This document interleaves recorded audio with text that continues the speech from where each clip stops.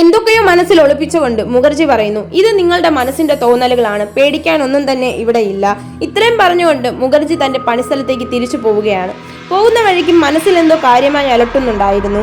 അതിനുശേഷം റോസയും അപ്പുക്കുട്ടനും തന്റെ വീട്ടിലെ കാര്യങ്ങളെല്ലാം അങ്ങോട്ടും ഇങ്ങോട്ടും സംസാരിക്കുകയാണ്. ഇതെല്ലാം നമ്മുടെ മനസ്സിന്റെ തോന്നലുകളാകാം.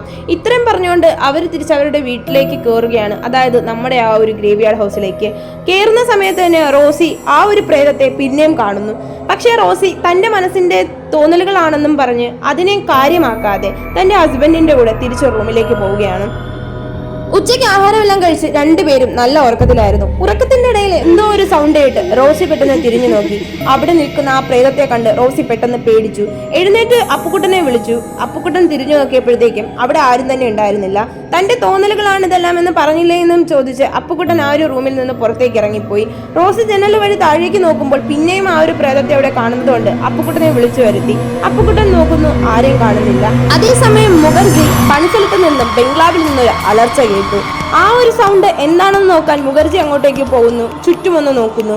അടുത്തൊരു വീഡിയോ അടുത്തൊരു പാർട്ടിൽ. So don't forget to subscribe our channel. Stay tune.